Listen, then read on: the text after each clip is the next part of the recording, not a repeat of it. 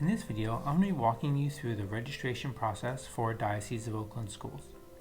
You'll have started by getting an email similar to the one I'm showing now from your school. In this case, it's from Corpus Christi, but it'll be from your school and your school office. Please note that in the instructions, it's going to let you know that if you need help, you should go to the PowerSchool community before contacting the school office. Let's take a look at that now. So this is the PowerSchool support page for the enrollment product. And if you need help, if you're having trouble logging in or filling out your form, this is a great place to start and find some help. Moving on to my email, I have some video instructions, which are the ones you're looking at right now. And then a link to start my online registration. So I'm going to click this link. This link is unique for your student, and you can't use anybody else's link, and nobody else can get to your student's information except by having this link. So we're going to click here and get started. I'd like to point out that this entire site is translated into Spanish, and if at any time you'd like to change languages, you would just click over here and select Spanish.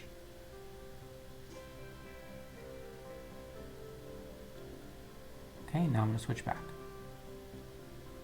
First thing it's going to do is ask me to sign in. If you've used this system before, maybe doing your application or in a previous year, then you'll enter your email address and password right here. If you can't remember the password you used, then you'll click on Forgot Password, and it'll ask you for your email address, which you'll enter here and get an email to the email that you've entered previously. Okay, let's go back. Alternatively, you can create an account. When I go to create an account, I'm going to have to put in my first name, my phone number, my email address, and some password information. And this is going to help you to recover your account later in case you need to. I happen to already have an account, so I'm going to get signed in.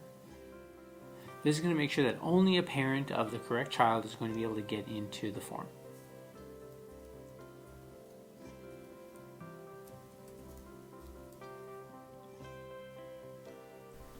If the birthday shows up as incorrect, contact the school office to get it fixed.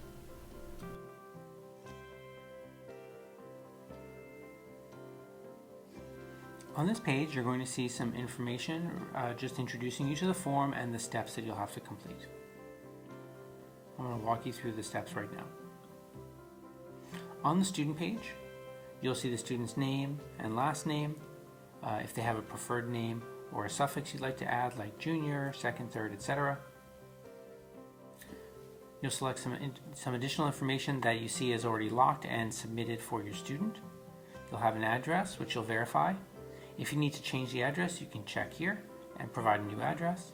And if you need to change the mailing address, you can do that right here.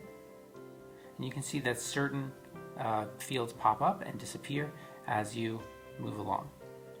Everything here on this page is correct. For new students, you'll make race and ethnicity selections. You have the option to decline, and that will make some of these disappear.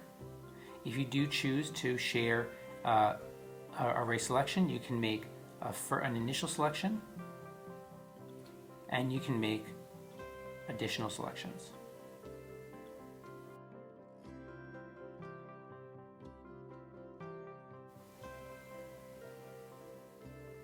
On this page, you'll enter information about parents or guardians. Some of this information will already be set up for you based on what we have on file in our student information system.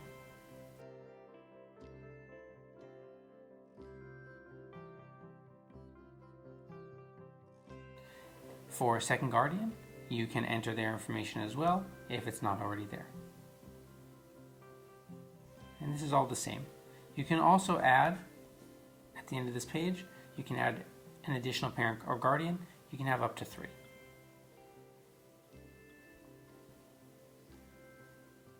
On this page, we're going to enter information about emergency contacts.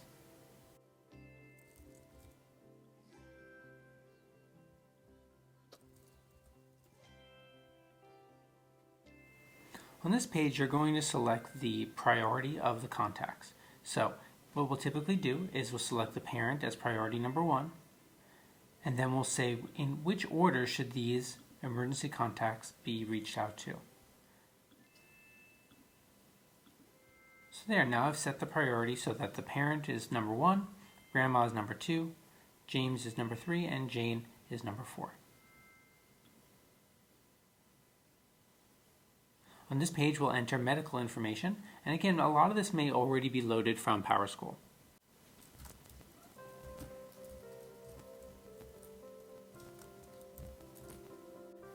You may choose to upload a copy of a physician's report here, or proof of immunization. It's not required that you upload these at this time, but it's a convenient way for you to provide this for your school. Here we'll detail any medical conditions that students may have. So if they have allergies, asthma, or nosebleeds, if you select yes, you'll be asked to provide some details.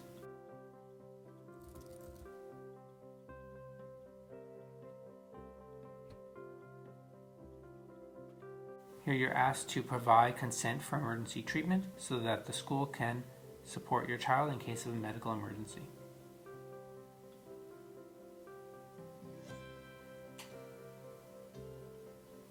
On this page, you're going to see a link to the handbooks, policies, and agreements for your school. There may be additional information in this registration packet, so you'll want to click on the packet and take a look at what's in there.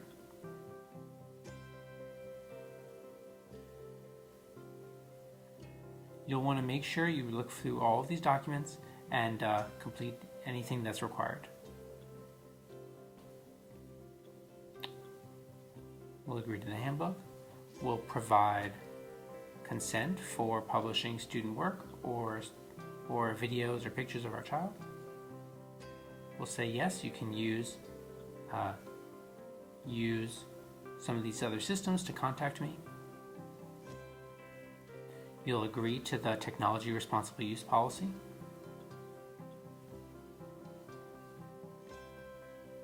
And then you'll say whether your child has permission to participate in walking field trips. Say yes.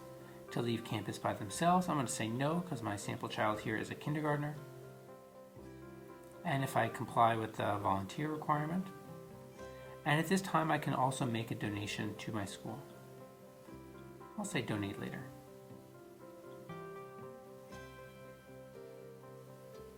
On this page, you'll be asked to sign your tuition agreement. What you'll see here is your tuition rate, as well as the name of your student and the grade that they're entering. If you have additional children, then they may be listed out here. You'll also see a copy of the tuition agreement that is with all the common information for all the students at your school. You'll select a tuition payment plan, and then you'll initial.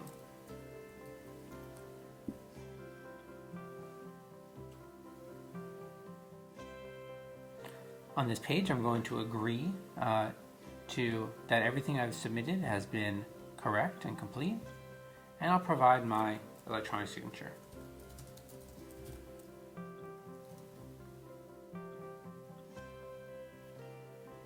If there's a second guardian or third guardian added, then there will be another signature required in this space.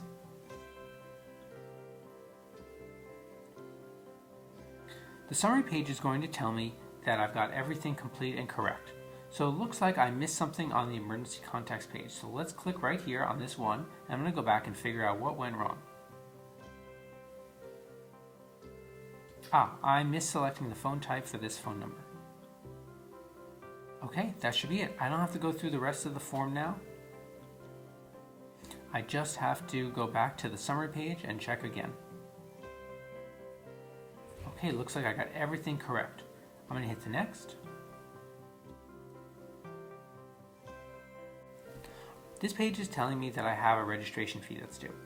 Depending on the options your school has selected, you may have a different amount, and you may have different payment methods that are available. If you have a credit card or electronic check option, you can choose those to pay right now. Electronic check is very convenient, and it has a very low convenience fee attached to it. So this is probably the best way to get that registration fee to your school at a very low cost to you. For now, I'm going to choose check, and I'll deliver a check in person to my school later.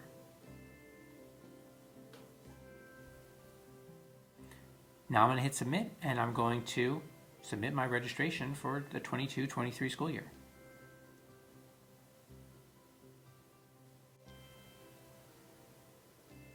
At this point, I've got my submission confirmation page. I can click here to print a copy of all the information that I submitted.